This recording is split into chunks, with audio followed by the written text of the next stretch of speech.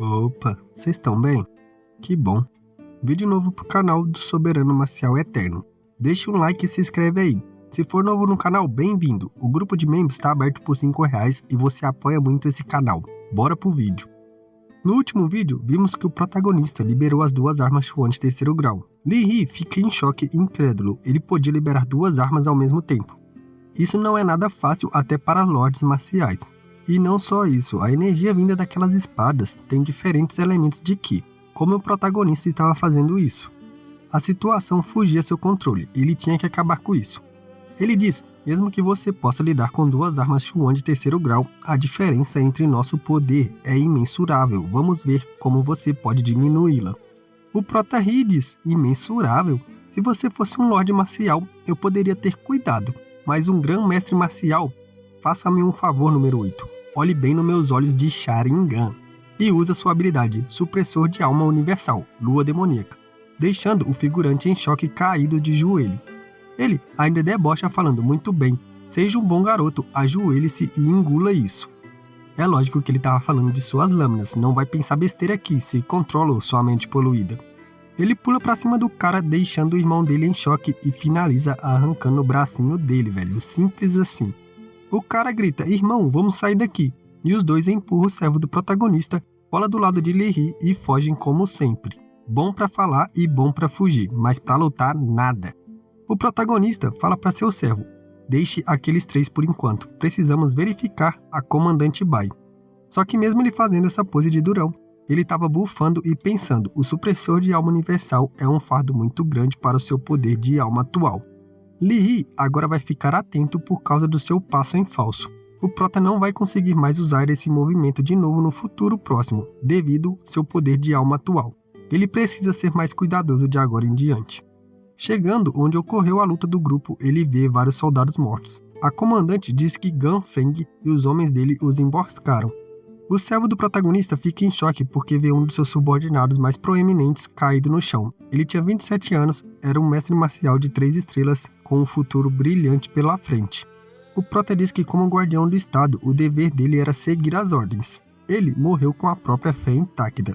Seu servo deveria ficar feliz por ele. Só que ele não estava nada feliz e fala que todos eles são iguais. A morte dele deveria ter sido pelo bem do país e não por algo tão trivial quanto a isso. Ele falhou como líder para eles. O prota, então, fala com toda sua sabedoria. Nem toda a morte de um soldado pode ser gloriosa no campo de batalha. Eles fizeram o trabalho deles, foram guardiões dignos. Isso era o que importava. Então, todo mundo presta uma referência em respeito aos mortos.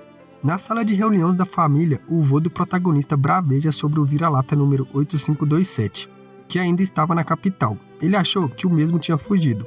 Parece que ele se uniu ao príncipe mais velho.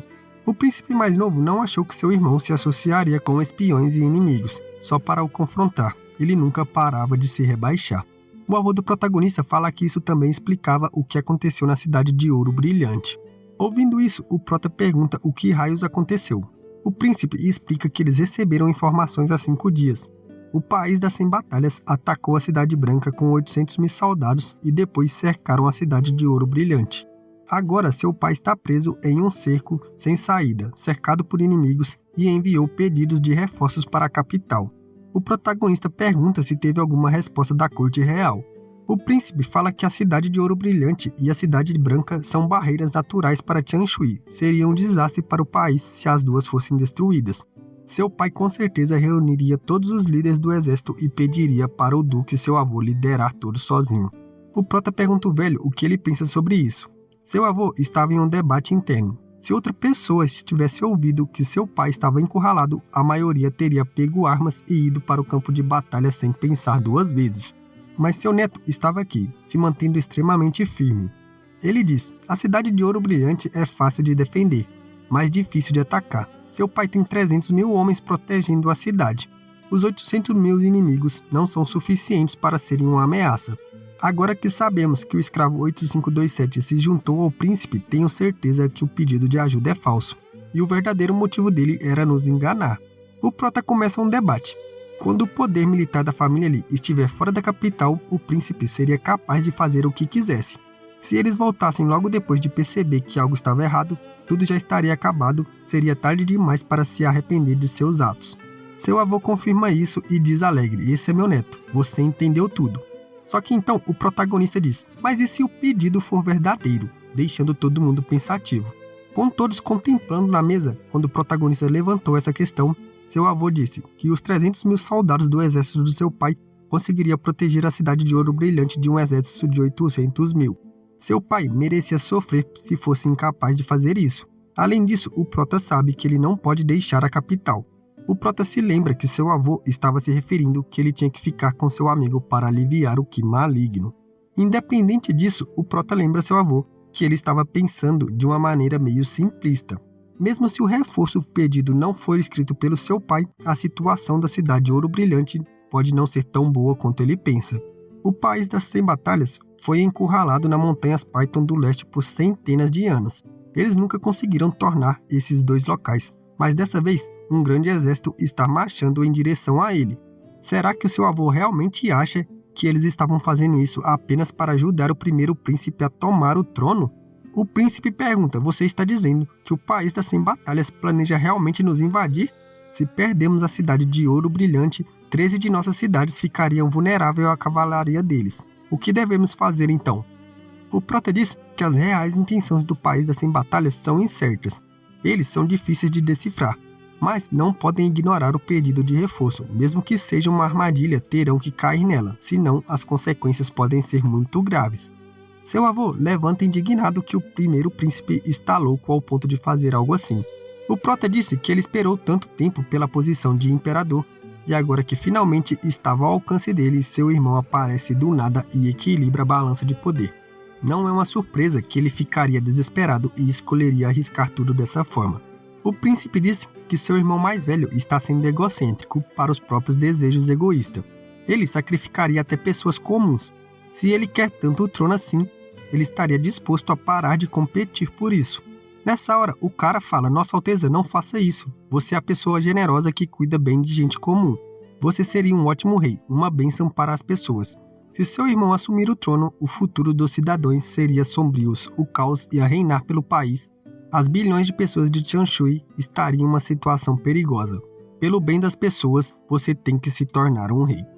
O príncipe, enfim, concorda pelo bem das pessoas que iria competir até o final pelo reino, mesmo que isso custe sua vida. Vendo essa situação, o servo do protagonista diz: Rapaz, isso me parece familiar, hein? Lógico, um puxa-saco reconhece o outro, né? Acho que ele estava vendo o reflexo de si nesse cara.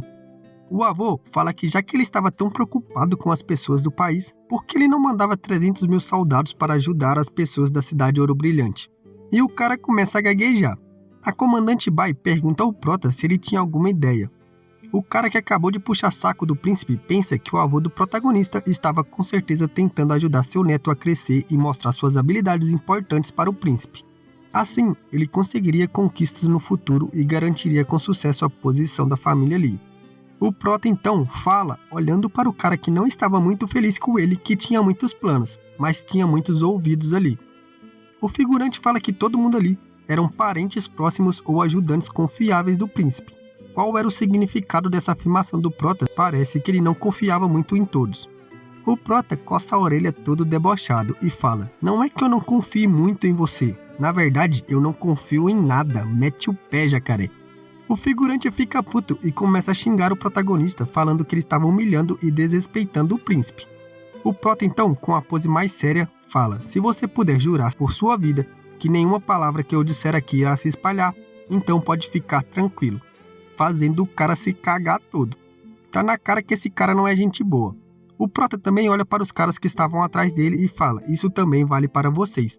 Se ficarem aqui, prepare-se para ter sua cabeça voando. Se tiver coragem para correr esse risco, fiquem. Nessa hora, os caras que estavam atrás tudo ficam em choque. E pensa: Mano, que raiva desse moleque e o que há com esse olhar arrepiante. O príncipe então fala: Queridos ministros, vocês trabalharam duro, descansem no pavilhão da flor. Nós mandaremos as melhores dançarinas e os melhores músicos para o pavilhão. Quando todo mundo saiu, a comandante olha para o prota e fala: Por favor, agora você pode falar, né? Ou você também quer que eu saia? O prota só começa a rir e fala: Você sabe mesmo como brincar, né? Então ele começa a explicar seu plano. Ele estava pensando que deveria defender os dois lados ao mesmo tempo. O príncipe fala que considerou isso, mas não tem muita mão de obra suficiente. Se o duque seu avô deixar a capital, ele não teria poder para competir com seu irmão. Seu velho questiona seu neto se ele sabe como a majestade está tratando suas famílias agora. Muitas das posições importantes do exército foram dadas para as pessoas que trabalham para o primeiro príncipe. Se a cidade de Ouro Brilhante tivesse sido cercada mesmo, a única força que poderia apoiar seria o exército central, que é composto por 500 mil pessoas. O príncipe começa a pensar no exército central, mas o avô do Prota lembra a todos que o líder do exército central é o primeiro príncipe. Não parece possível o fazer mandar soldados para o resgate. Mesmo que sua majestade enviasse uma ordem para isso, o príncipe poderia desafiar as ordens dele. E se o avô chamar os soldados usando seu prestígio, pode garantir recrutar algumas das tropas com quais costumava trabalhar. Mas o príncipe fala, não, você não pode deixar a capital. Há questões mais importantes que preciso que me ajude. O protagonista nessa hora intervém e fala que seu avô deve de fato ficar na capital. Ele só devia o mandar que ele salvaria a todos. Seu avô se assusta com essa afirmação e fala, não mesmo. Se eu conseguir algumas tropas, aquelas pessoas serão irresponsáveis e indisciplinadas, e não gostam de seguir ordens. Você teria que os liderar, ou ninguém seria capaz de se manter na linha. A comandante Bai completa falando que o Prota ainda era muito novo. Mesmo que conseguissem reunir algumas tropas, a mão de obra e força de batalha seria limitada. Mesmo que algo realmente tenha acontecido na cidade de Ouro Brilhante, seria muito difícil de fazer algo com um fraco exército reunido. Nessa hora, o Prota fala, parece que vocês se esqueceram de 3 pessoas. E o príncipe questiona sobre quem ele estava falando. O Prota diz que o primeiro vai liderar o exército. Obviamente, ele não conseguiria manter aqueles velhotes na linha, mas há uma pessoa que consegue.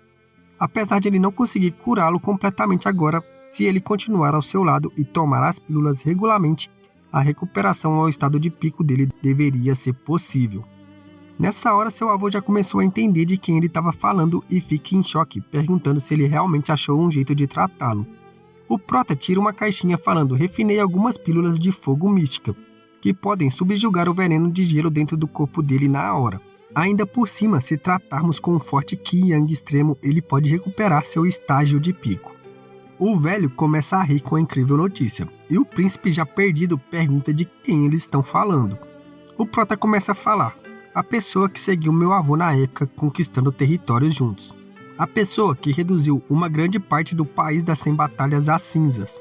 A pessoa que recebeu o nome de Duque Leal depois de sua morte, Shen Da-Seng. Essa revelação deixou o príncipe totalmente assustado, perguntando se o Duque Leal não estava morto. O velho começa a explicar sobre o dia que o rei, para acabar com as pessoas ao seu redor, enviou o seu melhor amigo para participar daquela maldita batalha de classificação. Seu amigo retornou para a capital depois quase morto e até foi emboscado naquele dia. Ouvindo esse triste fato, o príncipe lamenta pelas decisões horríveis de seu pai. Como ele poderia tratar homens leais assim? O velho continua explicando que enterrou o corpo de um criminoso no corredor da morte e disse ao mundo externo que seu amigo tinha morrido. Na verdade, ele estava se recuperando na câmara secreta da família Li todo esse tempo. Sua Majestade chegou ao ponto de abaixar a posição da família Shen após sua morte. Se curvando, o príncipe diz que quando ascender ao trono vai retornar a família Shen para sua posição de direito e lamenta ainda mais pelas ações de seu pai. A General Bai pergunta se havia alguma conexão entre o machucado do Duque Leal com o comandante Ruivo. E o Prota confirma isso. Eles foram feridos pelo Qi de gelo do mesmo cara do país das 100 batalhas. Falando nisso, o comandante Ruivo seria a segunda pessoa de quem ele falou. E a comandante Bai o elogia como um gênio que consegue até mesmo suprimir o Qi de gelo. Se o comandante Ruivo participar da expedição, o Prota seria invencível. Mas ela ainda estava curiosa. Com o comandante Ruivo e o comandante Leal, amigo de seu avô, a equipe será forte o suficiente para ajudar aqueles da cidade de Ouro Brilhante. Então, quem era a terceira pessoa que o Prota estava falando? Com a pergunta, o Prota solta uma risada e diz: também quero ajudar o príncipe a formar um exército que possa derrotar inimigos com um número muito maiores que o deles. E o príncipe em dúvida diz: um exército é ótimo, mas aonde? O Prota responde que era óbvio, ele estava falando de seu professor, o rei marcial Zhong Linshan. o diretor da academia, deixando o príncipe em choque. O príncipe simplesmente fala: "Não, isso é impossível. Meu professor pode estar me ajudando, mas ele nunca se envolveria em assuntos políticos. Ele só vai fazer um movimento quando o país das 100 batalhas se aproximar da capital." O prota então fala: "Eu não preciso que ele faça um movimento. Por acaso se esqueceu da tragédia que aconteceu 60 anos atrás no país?" Deixando o príncipe confuso. 60 anos atrás, uma revolução brotou no sul, fazendo o exército desmoronar. Isso deixou o país sem proteção. Um exército revolucionário chegou à capital e, durante esse tempo, o reitor da academia organizou um exército feito por estudantes capazes de combater o exército revolucionário. Isso não só resolveu a emergência da capital, como o exército avançou e empurrou os revolucionários de volta para o sul, os dissolvendo mais tarde. O antigo rei deu a esse grupo de estudantes o nome de Guardiões do Estado. Essa também era a origem dos Guardiões do Estado atual. Por coincidência, era férias escolares. Atualmente, a maioria da academia começaram a formar missões de treinamento para os estudantes se inscreverem. O príncipe deveria saber que as dificuldades das missões de treinamento da academia não ficariam para trás de salvar a Cidade de Ouro. Se trocarmos a missão de treinamento por a de apoiar a Cidade de Ouro Brilhante e aumentarmos a recompensa, seria estonks demais. O príncipe pula de alegria com a ótima ideia do protagonista. Ele era um gênio. Se mandarem, os estudantes ganhariam um grande número de mestres marciais e guerreiros e discípulos. Esse era o tipo de poder suficiente para afastar o país das 100 batalhas umas 10 vezes. O prota diz que muitos dos guerreiros mais fortes vieram da Academia Gilan nesses últimos anos, e o príncipe poderia os recrutá-los pessoalmente. Assim, reuniriam os grandes números de artistas marciais dessa geração e eles serão a base do futuro do país. Além disso, os professores da academia também estarão os guiando, lembrando que até o professor mais fraco da academia é um mestre marcial de qualidade. Quanto a enfraquecer o ki entorpecente do comandante Ruivo e do amigo de seu avô, também iriam precisar da professora Ruivinha no exército. Ela é uma lorde marcial realmente poderosa do Ki de Fogo. Todas as pessoas do recinto ficam incrédulas com os planos meticulosos do protagonista.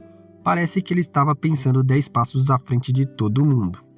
Enquanto eles estavam pensando, o prota disse que a ferida do comandante Ruivo estava piorando, o que significa que o controle dele sobre os guardiões do estado diminuiu. A divisão 1 apoiava o príncipe mais velho, enquanto a divisão 3 da comandante Bai apoiava o príncipe mais novo, e as outras 3 divisões também possuem os próprios pensamentos. Mas, contando que o comandante Ruivo tem a sua força total de volta, alguém entre os guardiões do estado ousaria sequer tentar desafiá-lo? Era óbvio que não. O príncipe mais novo já tem 3 dos reis marciais de Tianshui o apoiando. Como poderia perder agora essa disputa? O príncipe fica incrédulo, realmente o protagonista estava certo. Mas ele pergunta quem seria o terceiro rei marcial que ele citou. Nessa hora, a comandante Bai olha para o avô do protagonista o questionando. Ele começa a rir dizendo, parece que agora não preciso mais me esconder. Ele havia entrado no reino dos 5 elementos e libera todo o seu poder de um rei marcial. Todo mundo parabeniza o deixando sem graça, porém o que ele estava mais preocupado era a habilidade que seu neto mostrou hoje. Ele era um verdadeiro sábio, parece que a vitória do príncipe mais novo já estava garantida. Alheio a esses pensamentos, o príncipe mais novo levanta e fala que o prota era mesmo um indivíduo estimado. Se ele conseguir subir ao trono, vai recompensá-lo imensamente. Ele não para por aí, e diz que está disposto até mesmo o chamar de irmão jurado para compartilhar seus destinos, dor e glória. E pergunta se o prota aceitaria se tornar seu irmão jurado. O avô do protagonista se pega pensando. O príncipe só fazia esse juramento devido ao seu poder que foi mostrado. Mas se seu neto puder ser irmão jurado dele, o futuro da família Lee será extraordinariamente prestigioso. A comandante Bai pensa que um prodígio igual ao protagonista era válido de se juntar. Só que o prota, para questionar o pensamento de todos, tira suas mãos da garra do príncipe e fala: "Vamos falar disso da próxima vez", deixando todo mundo abismado. Como o príncipe real e futuro líder do país, jurar um vínculo de irmãos a um adolescente seria uma grande honra para ele. Como ele poderia recusar uma oferta dessa, tendo que ninguém do país inteiro sequer pensa em sonhar sobre isso? Alheios aos pensamentos do príncipe, seus 2 servos estavam pensando que isso era esperado do seu jovem mestre. Ele era o ídolo deles. Em pensamentos, seu avô começa a rir. Um pequeno país como Tianshui não prenderia seu neto. Esse pirralho escondeu suas habilidades dele tão bem no passado, ele já deve ter pensado ir além desse país. Ele nem se preocupou em pensar em nada até a situação o obrigar. Se não fosse pelas circunstâncias atuais, ele tinha certeza que ele continuaria se fingindo de bobo. Mal sabe o velho que o neto dele já foi de comes e bebes, tadinho. Ele tá vendo agora um deus, o rei do deboche. A comandante Bai, para tentar remediar a situação, fala: como pensei, o jovem mestre sempre coloca os assuntos do país em primeiro lugar. Com a atual situação preocupante, prestígio não deveria ser o foco de ninguém. Não é à toa que quando o príncipe decidiu pedir uma irmandade, ele se esquivou. Por que não falamos disso depois que o príncipe ascender ao trono? O príncipe concorda que a comandante Bai estava certa. Ele era um gênio raro e o príncipe estava muito apegado à sua sabedoria. Eles poderiam anunciar isso para o público depois de ele ascender ao trono. Mas o protagonista já estava com a cabeça doendo.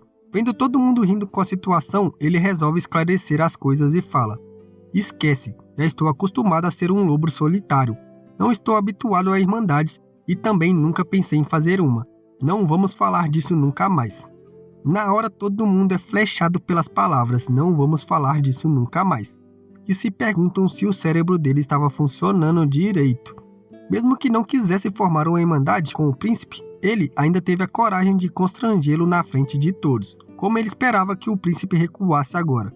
Seu avô chama a atenção de todos, e para remediar a situação diz: pelo menos você sabe seus limites. Como um vassalo e o futuro imperador pode ser irmãos? E o príncipe, rindo todo sem graça, diz: você é mesmo especial, realmente um descendente do duque. Seu avô disse que apesar do príncipe se inspirar nele, seu neto deveria ser humilde e fazer seu papel como oficial, para mostrar que seus ensinamentos não foram desperdiçados. Enquanto todos estavam aliviados como a situação acabou, o prota dá um show de conhecimento dizendo: a vida consiste em vergonha e glória, mas no fim tudo vira pó. A vida é como uma névoa, mas as artes marciais são eternas. Nessa hora um brilho de esplendor surge para todos. A vida consiste em vergonha e glória, mas no fim tudo vira pó. A vida é como uma névoa, mas as artes marciais são eternas. O príncipe se pega pensando que após ouvir isso, sua luta pelo trono que ele achava que era tudo, agora parecia insignificante perto das palavras do protagonista. Seu servo fica pensando nas palavras e as repetindo como um mantra. Então algo o atinge em cheio, como uma iluminação, e um poder surge dentro dele. A comandante Bai percebe que ele estava evoluindo para um lorde marcial, e pergunta como ele conseguiu a evolução do nada. Ela olha para o protagonista e lembra que quando ele decidiu segui-lo em 2 semanas, ele era apenas um grão-mestre marcial de 7 estrelas. Como ele conseguiu avançar para o lorde marcial nesse curto período de tempo? O avô do protagonista cita que na época que se tornou um lorde marcial, tinha ido para isolamento por aproximadamente 6 meses e usado pílulas e medicamentos de alta qualidade. Só assim conseguiu avançar, mas esse moleque teve a sorte suficiente para quebrar a barreira em pouquíssimo tempo. A sorte dele não tinha limites. O cara olha para sua mão incrédulo. Ele sabe que não foi sorte, e nessa hora ele olha para seu mestre e se joga no chão agradecendo por sua tutela. O prota aponta para ele todo debochado e fala: isso também é parte de sua fortuna. Vou pedir para Jiarong 10 das pílulas dos 1000 pássaros para você avançar para o rei marcial. Como está agora, você é quase forte o bastante para ser meu seguidor. Quase forte bastante, família. Esse protagonista é o rei do deboche. Seu servo nem presta atenção nisso e concorda com seu jovem mestre. E nessa hora todo mundo fica com a cara de bosta, menos seu outro servo que estava torcendo para os dois levantando uma placa. Após os acontecimentos do último vídeo, o príncipe foi para a Academia Jilan se encontrar com seu professor. O servo do protagonista foi convidar o comandante Ruivo e Jiarong foi procurar pela professora Ruivinha. O protagonista e seu avô voltaram para casa. Eles precisavam fazer os preparativos para seus planos. Na sala de reunião do primeiro príncipe, ele estava putaço e reclamava que o figurante tinha 3 lordes marciais, o inimigo tinha apenas 1. Ele tinha 30 mestres marciais, o inimigo tinha 20, e ele também tinha mais de 50 arqueiros de elite. De todo esse exército, os 4. Na verdade não, né? 3,5, né? Porque o figurante voltou sem um braço. Todos morreram.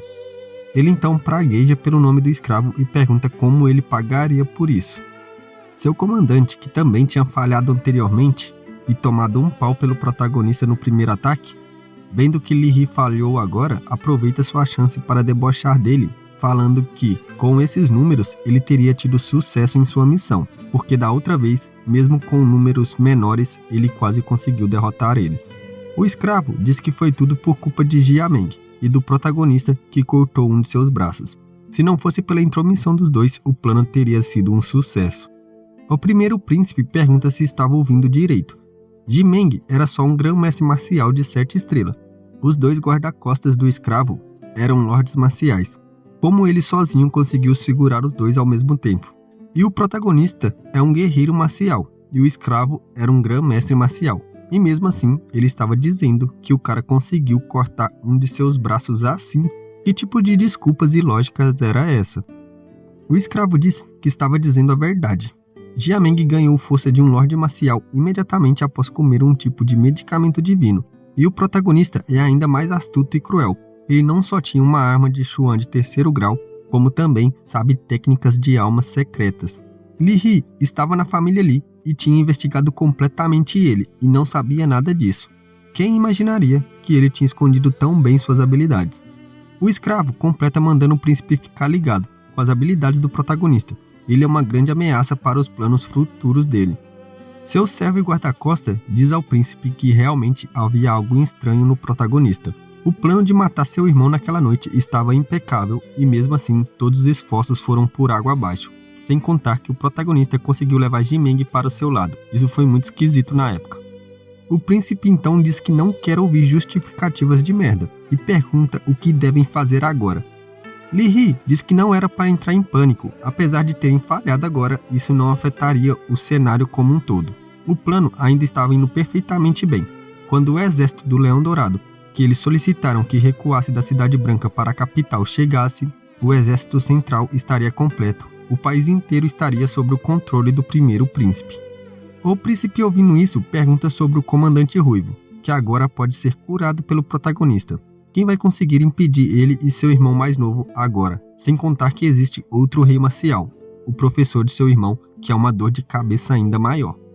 Li He, se achando bambambam, faz uma pose e fala: não se preocupe, quando a hora chegar, meu mestre mandará especialistas para cá. Não tem como o comandante Ruivo sobreviver. O príncipe acena para ele quando ouve a notícia e diz que era bom nada mais dar errado, e deixa o escravo se retirar e cuidar dos seus ferimentos. Após os 3 saírem, o príncipe pergunta para seu comandante o que ele achava das pessoas do país das 100 batalhas. Será que eles realmente eram confiáveis? O cara mete um confiável me ataca. Por causa deles, perdi toda a minha divisão com mais de 30 especialistas. E o príncipe concorda, ele só pode confiar em si próprio. Era melhor eles colocarem o plano em prática o mais rápido possível e forçar as outras 3 divisões do exército da guarda estatal escolher um lado logo.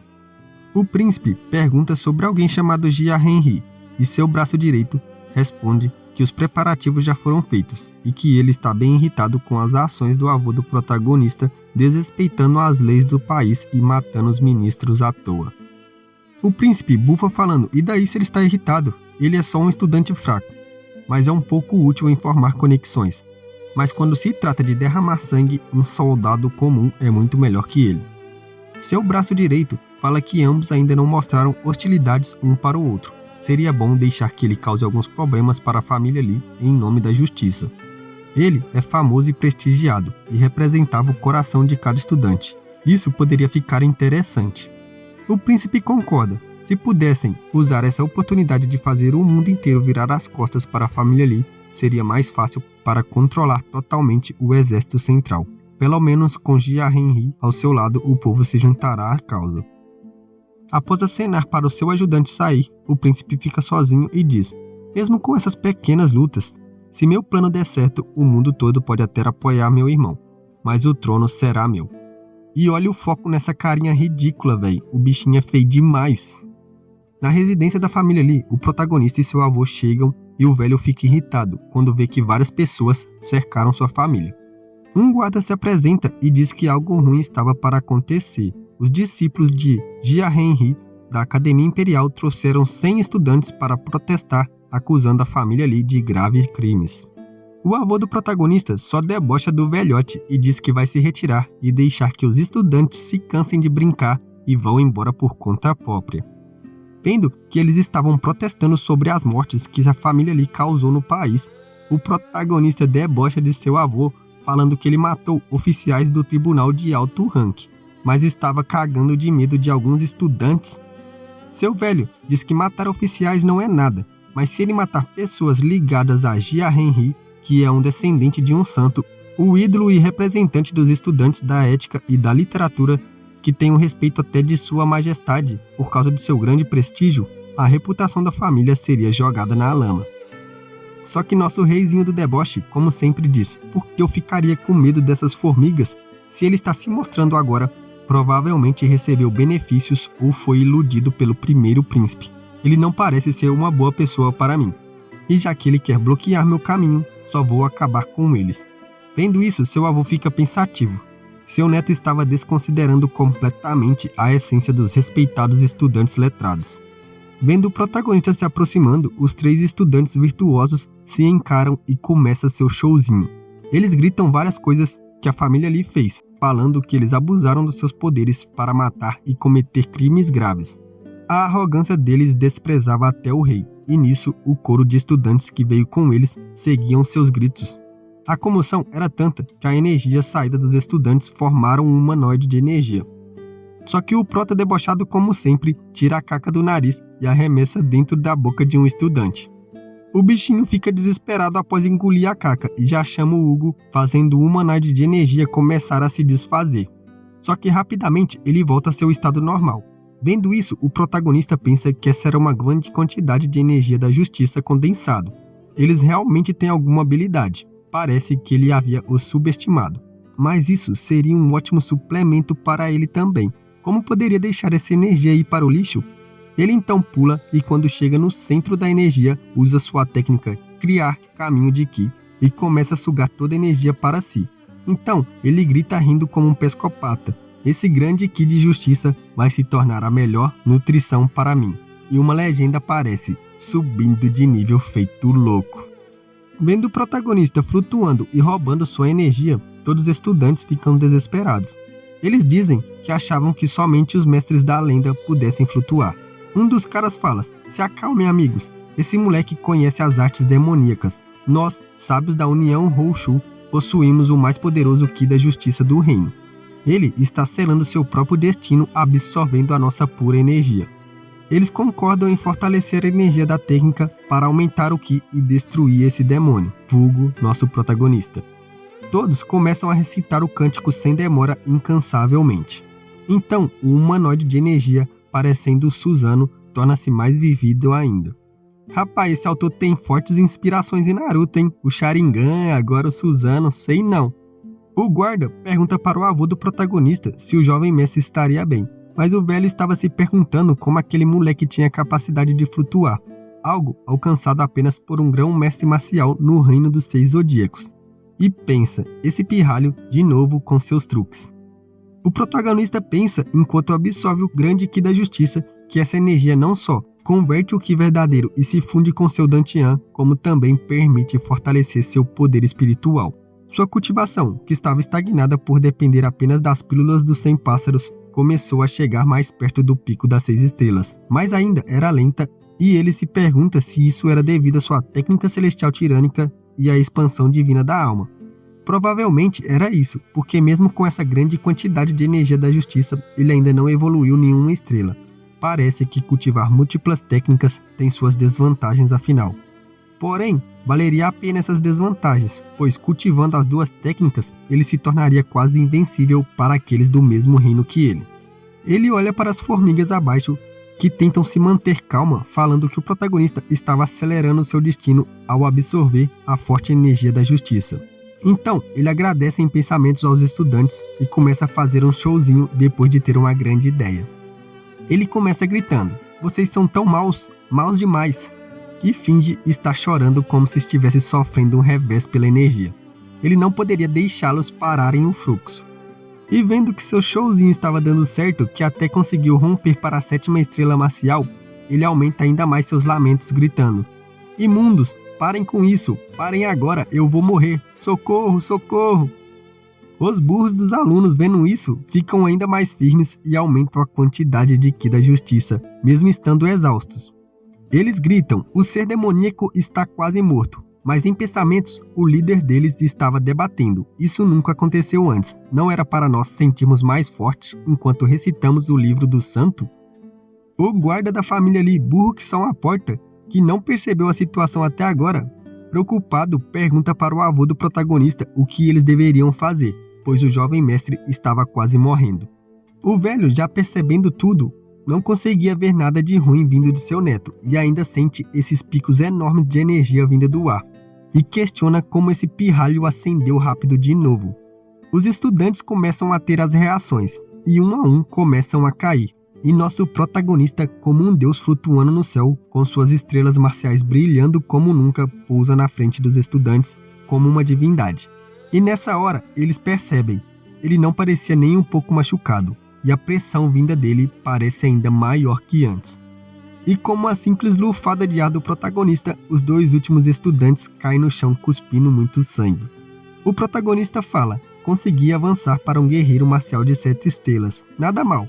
Só que começa a reclamar com os figurantes que se eles tivessem se esforçado um pouquinho a mais, ele poderia ter alcançado o pico das 7 estrelas. Mano, esse prota é muito debochado, família.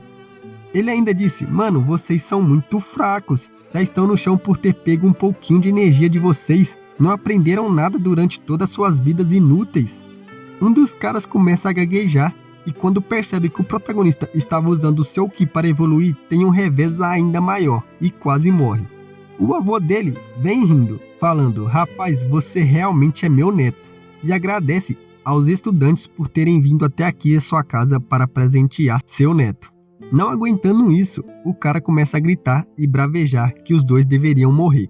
Só que nessa hora, o protagonista entra em seu modo berserker e diz: não vai achando que vocês vão se safar dessa, depois de cuspir um pouquinho de sangue. Vocês cercaram a família ali, com más intenções e tentaram colocar a culpa de crimes no meu avô. Agora vamos acertar as contas. E com essas simples palavras, todos os alunos começam a gemer no chão, com uma pressão incrível do nosso protagonista. O líder dos figurantes pergunta o que esse moleque estava fazendo. Nosso protagonista todo debochado fala: o que eu estou fazendo? Centenas de vocês cercaram o portão da minha família e ainda me perguntam o que eu estou fazendo. Você só pode estar de brincadeira com a minha cara. O burro tenta se defender, falando que a família Lee cometeu 10 grandes crimes que não podem ser perdoados.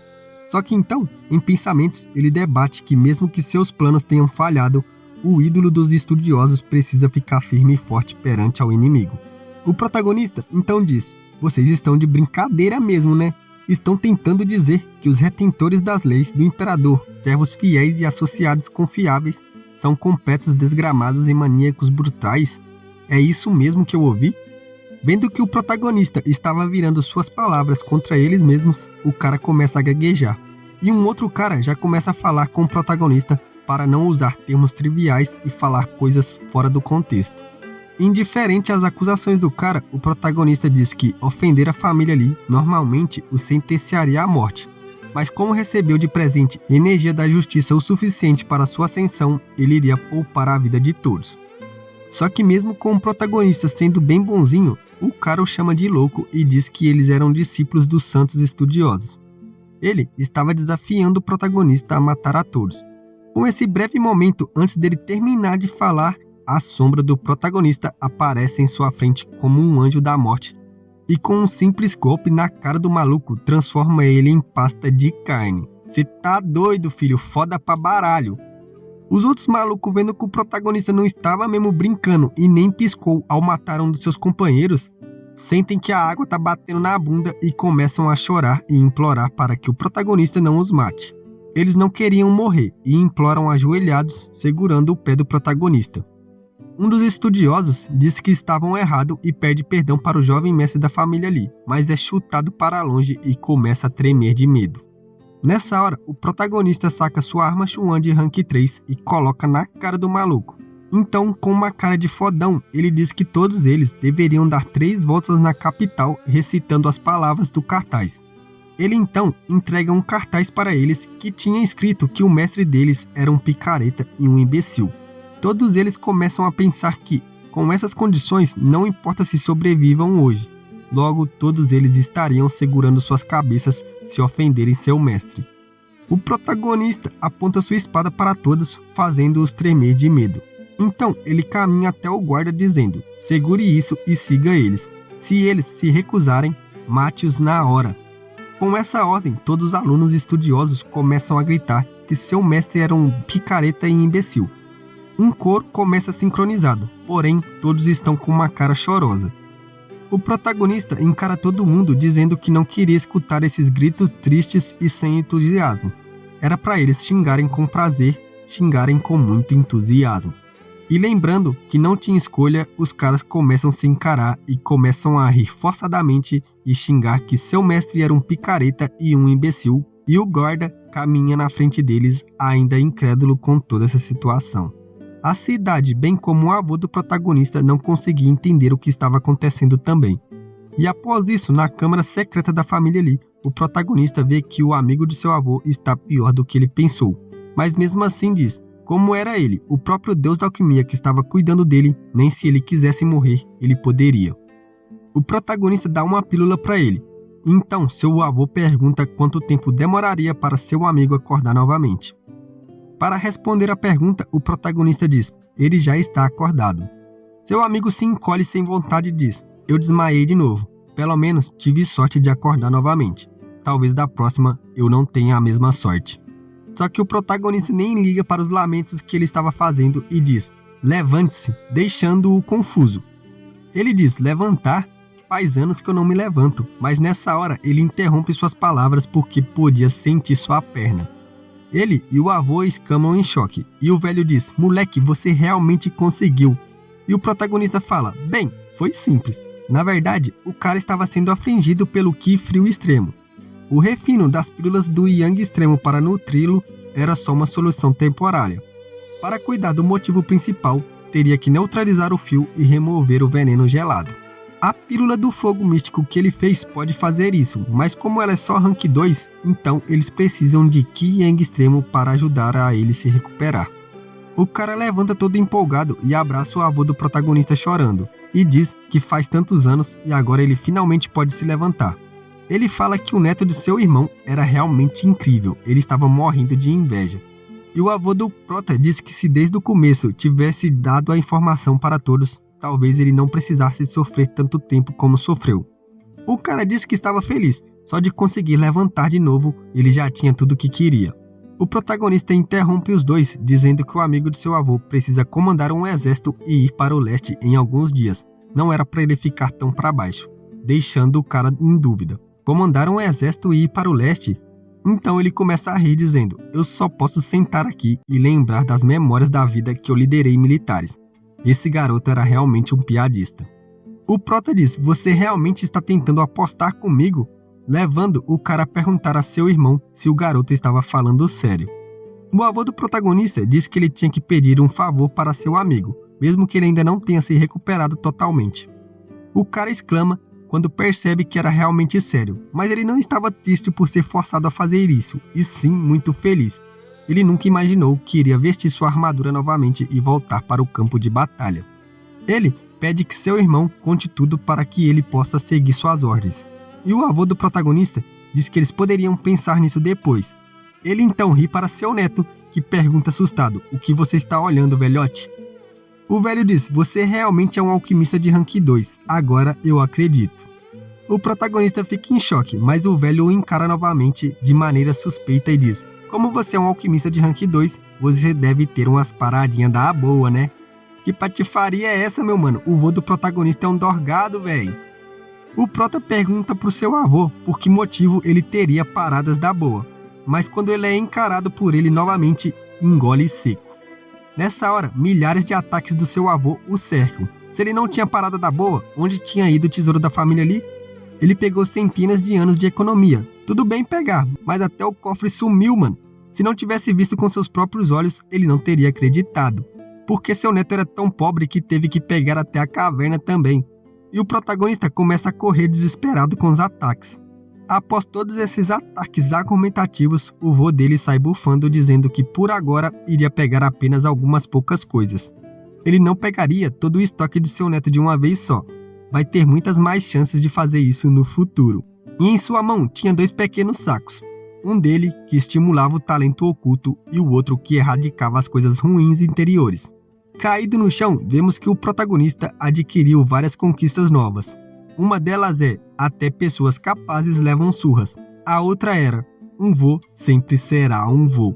E por último, e não menos importante, é, personagem principal, protegido pela armadura do plot, sofre um contra-ataque.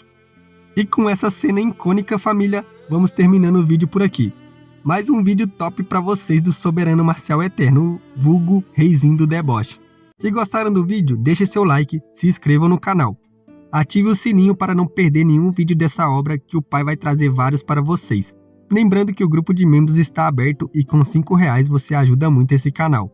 Eu vou ficando por aqui, espero ver vocês em breve. Até lá, fiquem bem, falou, falou e falou!